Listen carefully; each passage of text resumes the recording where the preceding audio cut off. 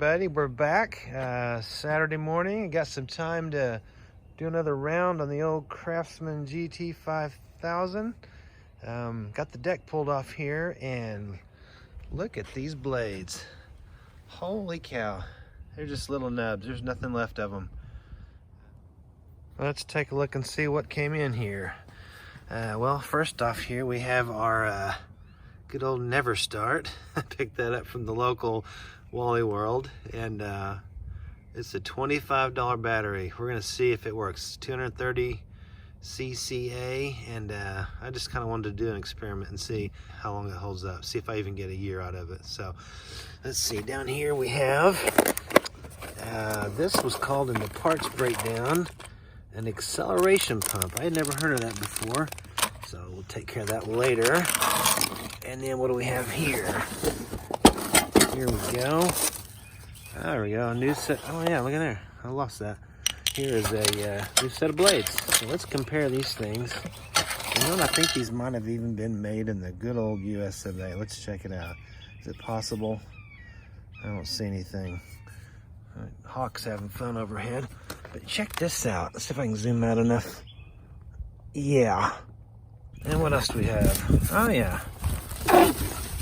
So I don't normally go in for these kind of kits, all these all-in-one deals, but it actually happened to need every single thing in there. I needed plugs, fuel filter, air, and all that stuff. I priced everything out separately on different websites and wasn't gonna save. Maybe it might have even been cheaper to go this way. So like I said, normally I don't do buy the big kits because they're usually overpriced, but in this case, I think it's gonna work just fine. So let's quit yapping about it, and let's get some.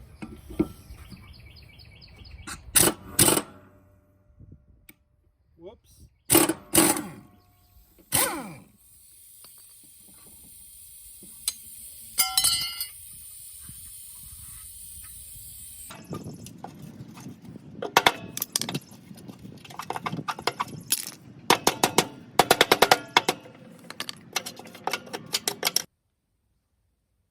All right, well, earlier I was trying to work on the mower deck and busted into shape and really got off course. All four of the, well, two of the bolts that hold the center spindle mandrel in snapped. Got a little frustrated with it, and I just cranked on the other two and just busted them all four off. And at that point, I just tapped it with a hammer, and the whole, I'll show it to you later, but the whole mandrel just dropped out of the deck, which at this point is great because I'm not going to mess with tapping and drilling out 4 holes on a used mower spindle. So I've never heard of an accelerator pump before, but apparently that's what the part schematic calls this little item here. So we're going to pull this apart, and I've already had it apart once, but we're going to go ahead and just show you what happens here. There's a spring in there, so keep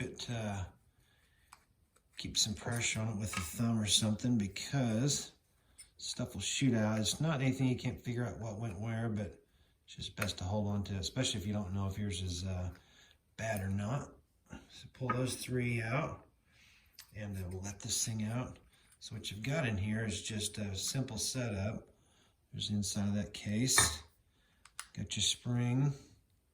And then here is the diaphragm. It's kind of a gasket / diaphragm. This is the first thing I pulled apart. I'm looking on the carburetor. The first day I had this thing, I was working on it. But this has gotten very stiff.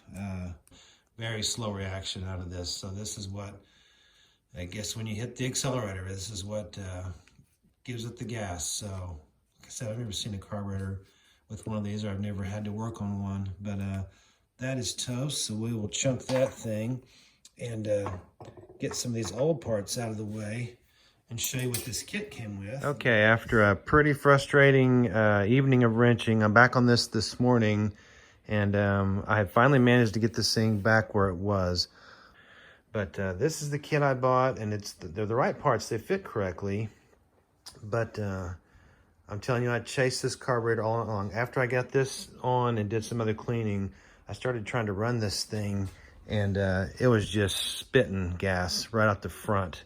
I mean, down the front, leaked all on the floor, and just a mess, and it ran absolutely terribly. I thought, great, I've improved this into a terrible runner now. So I got tired of messing with that, decided let's put things back how it was and just see, eliminate something. So I pulled the old diaphragm and gasket back out, reinstalled it, bang, it runs perfectly. So I just wanted to give you guys a heads up. This part number, buying this kit off of eBay, did not work on my machine. I mean, it was not the needle and seat, which it was acting like one, absolutely pouring fuel out the front of the carburetor, like it was just overflowing. So this thing was in there and just, I guess just pumping away, or it had no resistance. Not really sure exactly how it's supposed to work. Got my good runner back going again.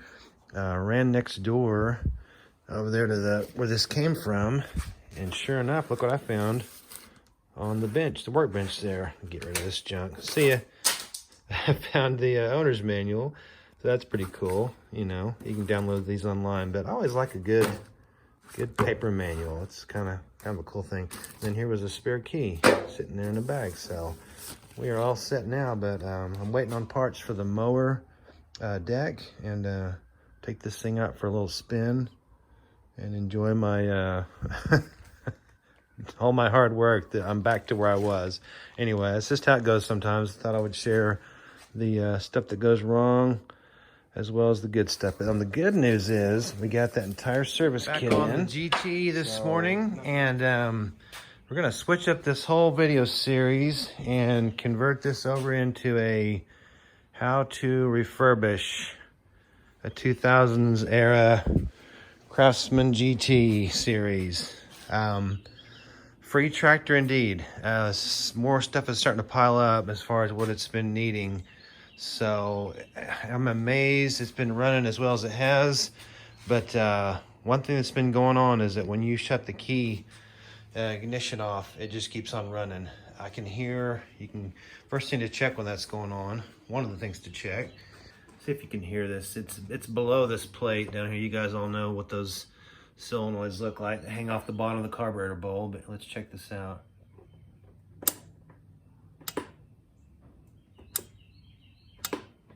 Okay, so you can hear it clicking on and off. That's supposed to shut the fuel off to the carb, but when I shut mine off, this thing keeps on running.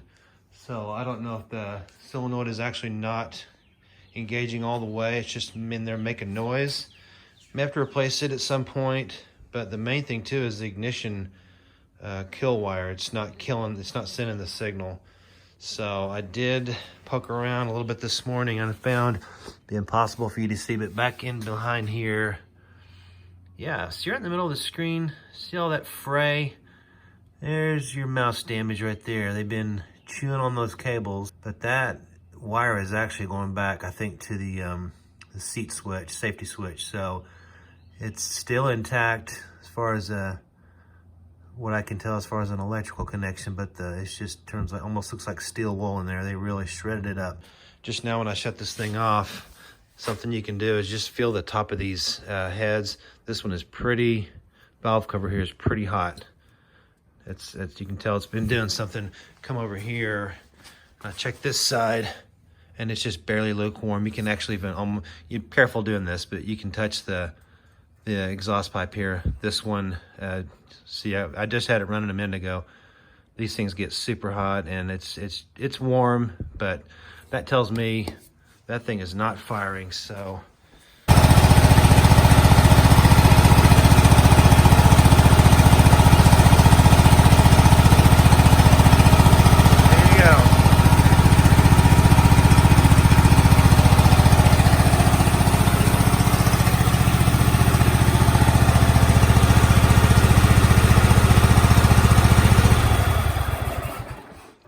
that tells you all you need to know. We are only firing on the left-hand side cylinder here. So over here, coil pack is most definitely probably history. We'll take care of this on the next segment, but for now, at least I know another thing that's gone wrong here. But like I said, free tractor. So far I'll have, deck spindles, couple of ignition coils. Oh, it failed accelerator pump for the carb and a battery. So, you know, it's worth doing.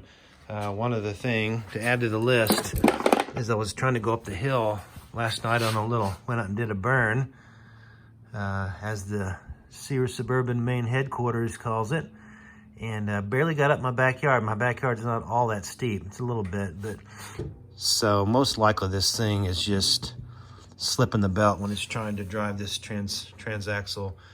Our good friend, Mr. Rooney Sears, he has a video on changing out the supposedly non-serviceable transaxle fluid. I have to come under here and get below this hitch plate. It's up in there, and he figured out a way to do it. And so we'll pull this hitch plate off. I think someone else has found a way to do it without pulling that plate, but I think we'll do it just to get in there and have a good look and do some more cleaning and check some other stuff. But anyway, so we're gonna turn this into a Craftsman GT restoration series, and we might get half a dozen videos out of this thing. It'll be fun. So I hope you guys come along, and check you next time.